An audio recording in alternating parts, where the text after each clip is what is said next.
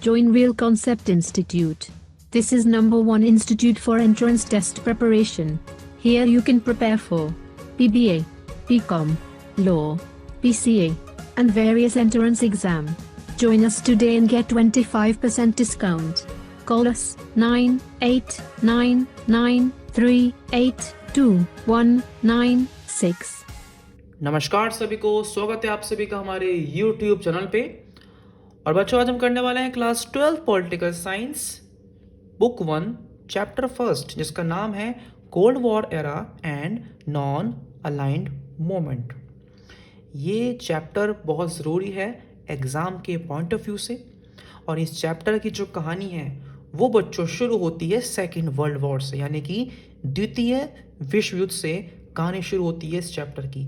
Second world war जो है वो शुरू हुआ था 1 सितंबर 1939 से लेके 2 सितंबर 1945 तक, यानी तकरीबन 6 साल तक चला था आपका सेकेंड वर्ल्ड वॉर। द्वितीय विश्व युद्ध आपका 6 साल तक चला।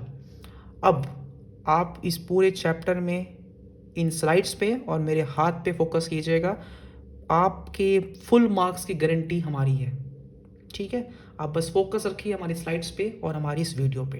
तो सेकेंड वर्ल्ड वॉर, देखो कंफ्यूज नहीं होना है आपको। सेकेंड वर्ल्ड वॉर जो है वो 2 ग्रुप्स के बीच हुआ था। सेकेंड वर्ल्ड वॉर जो है वो 2 ग्रुप्स के बीच हुआ था। पहला ग्रुप कौन सा था? पहले ग्रुप का नाम था एक्सिस पावर्स और दूसरे ग्रुप का नाम था अलाइड पावर्स, ठीक है। एक्सिस की बात की जाए तो एक्सिस में जर्मनी था, इटली था और जापान था।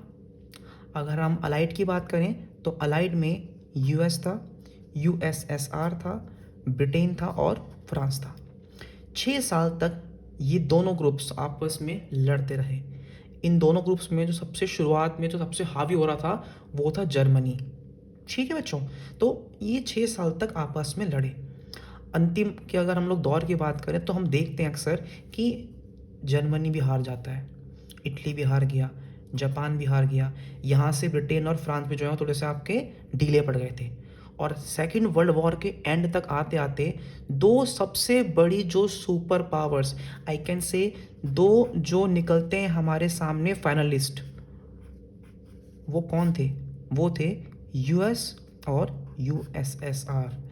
यानी कि जब सेकेंड वर्ल्ड वॉर का एंड होता है 1945 में, तो हमारे पास में एक नहीं 2 पावर आती हैं सामने। एक का नाम है यूएस, एक का नाम है यूएसएसआर। तो सेकेंड वर्ल्ड वॉर का end is equal to 2 powers का इमरजेंस हो हमारे सामने अब 2 पावर्स आ गई। कौन कौन सी? यूएस और यूएसएसआर। अब इन दोनों के बीच में होगा फाइनल, और उस फाइनल का नाम क्या रखा? कोल्ड वॉर, जो 1945 से लेके 1991 तक चला था आपका। Done class? सो बड़ा इजी कंसेप्ट है आपका ये। तो अक्सर हम यहाँ पे ये कहते हैं कि end of second world war is equal to beginning of cold war. Obvious सी बात है, जब 1945 में सेकेंड वर्ल्ड वॉर का एंड हुआ तो हमारे सामने आई 2 पावर्स। दोनों पावर्स के बीच 45 साल तक क्या चला? Cold war. So end of second world war is equal to beginning of cold war. Done class? तो ये शुरुआत हमारे चैप्टर की हो चुकी है। बहुत ही चैप्टर इजी है। इस वीडियो को देखने के बाद आपको और लगेगा इजी है चैप्टर, ठीक है। अब सवाल अक्सर हमसे ये पूछा जाता है हमारे बोर्ड एग्जाम्स में या वैसे नॉर्मली भी कि सेकेंड वर्ल्ड वॉर का एंड कैसे हुआ था। इसको लर्न करने के लिए मैं आपको बताता हूँ एक ट्रिक। मैं आपसे पूछता हूँ कि 2011 का वर्ल्ड कप का एंड कैसे हुआ था। तो आपको याद होगा ज़रूर कि जब उस वर्ल्ड कप के फाइनल में धोनी ने एक छक्का मारा था, ठीक है ना। जब बॉल आती है वो छक्का मारते हैं और उस छक्के से सेकेंड वर्ल्ड वॉर का, उस छक्के से 2011 के वर्ल्ड कप का एंड होता है और इंडिया वर्ल्ड कप जीत जाता है। तो वैसे ही आप इस चीज़ को लर्न रखें कि सेकेंड वर्ल्ड वॉर का एंड कैसे हुआ। तो सेकेंड वर्ल्ड वॉर का एंड जो है तब हुआ जब यूएसए ने, किसने? अमेरिका ने 2 एटॉमिक बॉम्ब्स गिराए। किस पे गिराए? When USA dropped 2 atomic bombs were on cities of Japan. Japan के 2 शहरों पे अमेरिका ने एटॉमिक बॉम्ब्स गिराए। कौन से शहर थे वो? एक था हिरोशिमा और एक था नागासाकी। एक था हिरोशिमा और एक था नागासाकी। 6 अगस्त, 9 अगस्त। एक बम का नाम था लिटिल बॉय और एक बम का नाम था फैट मैन। ठीक है, याद रहेगा आपका ये। तो बम उसने गिरा दिए। अब सवाल आता है कि बम गिराने के बाद क्या हुआ? बम गिराने के बाद में यूएसए की हुई बुराई, उसकी हुई आलोचना। आलोचना की बात की जाए तो लोगों ने क्या बोला? लोगों ने बोला कि भाई जापान जो है ना, Japan was about to surrender, Japan अपनी हार मान गया था, तो it was unnecessary to drop the bombs. भाई जापान अपनी हार मान चुका है और आप उसके ऊपर बम गिरा रहे हो, ये कैसी तुक हुई? मतलब बम गिराना आपकी गलती है। किसने बोला ऐसा? ऐसा क्रिटिक्स ने बोला। ऐसा मतलब जो यूएस के अगेंस्ट थे उन लोगों ने ऐसा बोला। ठीक है, अब नेक्स्ट पॉइंट, लोगों ने ऐसे ऐसी बातें बनाई कि भाई यूएस का इंटेंशन क्या थी? तो यूएस की इंटेंशन ये थी कि वो यूएसएसआर को, ठीक है, एशिया में मिलिट्री और पॉलिटिकल गेन्स करने से रोकना चाह रहा था और यूएस से मॉस्को को दिखाना चाह रहा था कि भैया यूएस जो है ना वो सुप्रीम, मतलब एक तरीके से अपना शक्ति प्रदर्शन, मतलब it's the show off power. वो अपनी पावर शो करना चाह रहा था। किसको? यूएसएसआर को। ये किसकी बात हुई? ये बात हुई अगेंस्ट की। अब सपोर्टर्स भी आते हैं यूएस के, तो यूएस सपोर्टर्स कहते हैं कि ड्रॉप बॉम्ब्स जो गिराए गए, क्यों गिराए गए? ताकि वॉर को जल्दी एंड किया जाए, यानी कि सेकेंड वर्ल्ड वॉर को जल्दी एंड करने के लिए बॉम्ब्स गिराए गए। और जो अमेरिकन लाइफ्स, मतलब जो अमेरिकन सोल्जर्स मर रहे थे और जो अलाइड, जो आपका अलायंस था, जो उसके जो अलाइड पावर्स थी उसमें जाने जा रही थी, उसको रोकने के लिए ऐसा था। बट एक्चुअल में ये जस्ट एक आई वॉश था, एक्चुअल रीजन उसके यही थे। ठीक है, तो यहाँ से भी आपसे सवाल पूछा जा सकता है, 1 मार्क्स में पूछ सकते हैं आपसे। तो चैप्टर पढ़ना हमारा काम है, हम तो कुछ पढ़ेंगे। तो अब ये हो चुका है, हमारा सेकंड वर्ल्ड वॉर एंड हो चुका है। Now the question is this कि पूरा वर्ल्ड जो है हमारा पूरा वर्ल्ड अब 2 पार्ट्स में डिवाइड हो गया था। एक तरफ कौन था? यूएस, एक तरफ था यूएसएसआर। डन। अब मैंने बोला, सपोज किया, मैंने बोला कि पूरे वर्ल्ड में 130 कंट्रीज हैं, तो 130 कंट्रीज ने में से 50 कंट्रीज ने ज्वाइन किया है यूएस को, 50 कंट्रीज ने ज्वाइन किया है यूएसएसआर को। 30 कंट्रीज बच गई, ये पढ़ेंगे बाद में 30 कंट्रीज ने क्या किया। अब सवाल ये है कि इन दोनों कंट्रीज ने क्यों ज्वाइन किया इन दोनों को।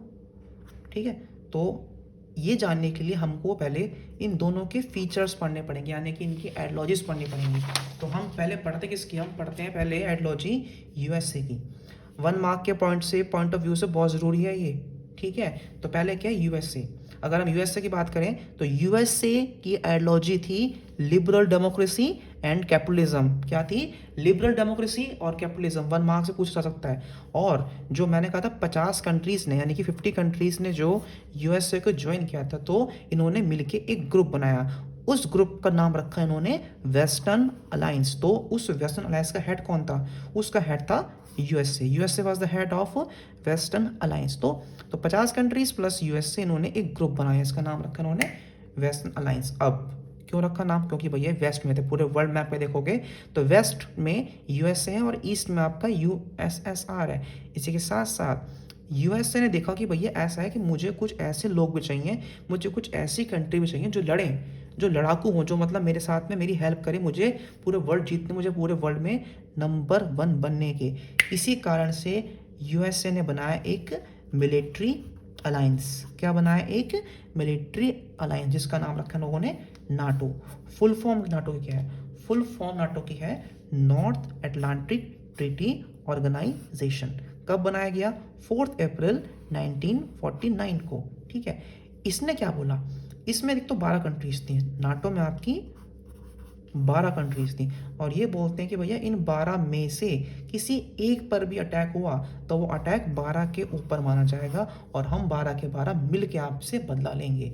यानी कि it is an association, attack on any of them in Europe और North America would be regarded as an attack on all of them. ठीक है ना, किसी एक पर भी हमला हो गया तो वो हमला किसी एक पर नहीं, सब पे माना जाएगा और हम सब लोग जो है वो मिलके आपसे बदला लेंगे। किसने बोला ऐसा? ऐसा बोला नाटो ने बोला ऐसा है। इसी के साथ साथ यूएसए ने ऑल ओवर द वर्ल्ड अपने पैर पसारने के लिए, अपनी पावर का शो करने के लिए उसने 2 अलायंस और बनाए। एक का नाम सीटो, एक का नाम सेंटो। ठीक है, सीटो की फुल फॉर्म आप पूछ सकते हैं आपसे, south east Asian treaty organization, and CENTO की सेंट्रल ट्रीटी ऑर्गेनाइजेशन। ये दोनों अलायंसेस उसने east Asia, south east Asia and west Asia में फॉर्म किए थे। सो ये हम लोगों ने क्या पढ़ लिया, ये हम लोग पढ़ चुके हैं अब तक यूएसए के बारे में। अब हम लोग पढ़ेंगे यूएसएसआर के बारे में। तो यूएसएसआर की बात की जाए, फुल फॉर्म क्या है, union of Soviet socialist republics. 50 country ने इसको भी ज्वाइन करवाया था। ठीक है ना, तो 50 कंट्री इसको क्यों ज्वाइन करती हैं, इसको, इसकी जो आइडियोलॉजी है वो क्या है, वो है सोशलिज्म और वो है आपका कम्युनिज्म। क्या है, सोशलिज्म और कम्युनिज्म। कौन था यूएसएसआर, हेड था किसका, ईस्टर्न अलायंस का। ईस्टर्न अलायंस नाम को रखा है क्योंकि ये ईस्ट में आता है आपका ये। इन्होंने नाटो को टक्कर देने के लिए इसने भी बनाया एक मिलिट्री अलायंस जिसका नाम रखता है ये वार्सो पैक्ट। कब बनाया गया वार्सो पैक्ट, 1955 में। मेन काम क्या था, मेन काम था एनकाउंटर करना नाटो की फोर्सेस को। कहाँ पे, यूरोप में। और इसमें आपके टोटल 8 मेंबर्स, यानी कि 12 के बदले इन्होंने अपने 8 मेंबर्स जो है वो खड़े किए थे against USA. Done class. So ये हो चुका है यहाँ तक आपका दोनों की आइडियोलॉजी के बारे में। अब हम जरा पढ़ लेते हैं कोल्ड वॉर के बारे में। तो 1 मार्क्स में सबसे बड़ा क्वेश्चन, चैप्टर का नाम ही क्या है, चैप्टर का नाम ही आपका है कोल्ड वॉर के ऊपर। तो कोल्ड वॉर क्या है, what is cold war. So cold war क्या है, cold war is a series, ये एक श्रृंखला है किसकी, दोनों पावर्स के बीच में टेंशन है, दोनों पावर्स के बीच में कन्फ्लिक्ट है, दोनों पावर्स के बीच में स्ट्रगल है, दोनों पावर्स के बीच में कन्फ्रंट्रेशन है। ठीक है, और इन दोनों पावर्स के पीछे कौन है, इनके अलाइज है।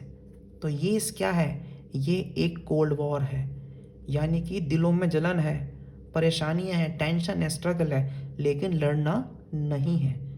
ठीक है, और ये कोल्ड वॉर हॉट वॉर में कन्वर्ट नहीं हुआ। क्यों नहीं हुआ, because of logic of deterrence. ठीक है, अब सवाल आता है कि what is logic of deterrence. Logic of deterrence क्या है, तो लॉजिक ऑफ डिटरेंस का मतलब यहाँ पे आता है कि both the powers have the capacity to retaliate against an attack. एक अटैक करेगा तो दूसरे के पास पावर है उस अटैक का जवाब देने की और इतना नुकसान कर देने की कि दोनों में से कोई बचेगा ही नहीं। इसी डर से देखो, एक कमज़ोर हो एक आपका स्ट्रांग हो तो हमला होता है, लेकिन यहाँ तो दोनों स्ट्रांग है, तो दोनों को पता है कि हम में से किसी ने गलती की अटैक करने की तो हमको करारा जवाब मिलेगा, और उस जवाब के चलते ये शांत रहते हैं। ठीक है ना, तो इसको हम लोग क्या बोलते हैं, लॉजिक ऑफ डिटरेंस। ये डिटरेंस सिर्फ कोल्ड वॉर को हॉट वॉर होने से रोकता है, और ये जो रेवलरी है, जो दुश्मनी है, उसको नहीं रोक पाता है आपको ये। ठीक है, so both the powers have the capacity to retaliate against an attack and to cause so much destruction that neither can afford to initiate war। कोई बचेगा ही नहीं वॉर को स्टार्ट करने के लिए। डन, तो ये हो चुका है हमारा, आपका ये बेसिक हमारा हो चुका है। अब हमने ये पढ़ लिया कि भैया कोल्ड वॉर की दोनों की अलायंसेस के पावर्स पढ़ लिए हम लोग, मतलब मेन हम लोगों ने पॉइंट्स पढ़ लिए। अब हमारा एक और बहुत ही महत्वपूर्ण क्वेश्चन आता है जो 4 मार्क्स में आपसे पूछ सकते हैं। 99% चांस है इस साल पूछने के कि ये क्वेश्चन आपके एग्जाम में आएगा। और क्वेश्चन क्या है कि why super powers need to make alliances with small countries. भाई यूएस और यूएसएसआर ने क्यों चाहा कि स्मॉल कंट्रीज़ के साथ वो अपने अलायंस फॉर्म करे, क्यों चाहा। तो भैया स्मॉल कंट्रीज़, देखो यहाँ पे 2 ट्विस्ट हैं। स्मॉल कंट्रीज़ ने पावर्स को क्यों ज्वाइन किया था, diplomatic, military and economic support के लिए। इन्होंने इन्हें क्यों ज्वाइन किया, इन चीज़ों के लिए। लेकिन इन्होंने इनको क्यों ज्वाइन किया, इन्होंने इनको ज्वाइन इसलिए किया क्योंकि they want to use vital resources of small countries. Superpowers wanted to utilize the vital resources such as minerals and oils of small countries. समझे कि तुम्हारे देश में आके तुमको सिक्योरिटी देंगे, लेकिन तुमसे उसके बाद तुम्हारा से उसका तेल ले लेंगे। ठीक है ना, तुम्हारे रिसोर्स लेंगे, तेल लेंगे। दूसरा लोकेशंस, अब देखो भैया एक दूसरे पर नज़र रखनी है लेकिन दूर दूर है, तो छोटी कंट्रीज़ को अपना मोहरा बना के एक दूसरे पे करेंगे स्पाई, यानी कि करेंगे जासूसी करेंगे। तो जासूसी करने के लिए भी छोटे छोटी कंट्रीज़ की ज़रूरत थी। दूसरा टेरिटरीज, अब their powers need territories from where तो the powers could launch their weapons and troops, अपने हथियारों को लॉन्च करने के लिए, टेस्ट करने के लिए। अब अपनी जो ज़मीन है वो तो ख़राब करेंगे नहीं, वो तो बंजर बनाएंगे नहीं, तो वो दूसरों की ज़मीन बनाते हैं बंजर आपका। ये फोर्थ पॉइंट, इकोनॉमिक सपोर्ट, छोटी छोटी कंट्रीज़ मिलके थोड़े बहुत जोड़ के पैसे इन पावर्स को करते थे पे, कि लो भैया हमारी सेफ्टी करो, यानी कि many small allies together could help pay for military expenses. ठीक है। एंड फिफ्थ पॉइंट क्या आता है आइडियोलॉजिकल रीज़न, विचारधारा बड़ा रोल प्ले करती है यहाँ पे। देखो सिंपल बात है ना, जिस बंदे ने आपकी आइडियोलॉजी जीत ली वो he can do anything.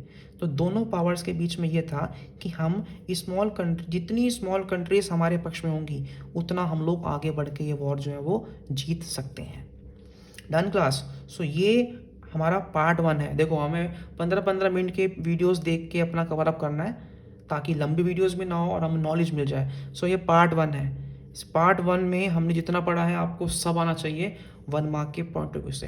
Part number 2 में हम इस चैप्टर को और डिस्कस करेंगे, हम इसको और डीपली पढ़ेंगे क्या क्या इस चैप्टर में है। अभी के लिए इतना ही, बहुत जल्द मिलते हैं आपसे हमारे पार्ट नंबर 2 में। Thank you so much.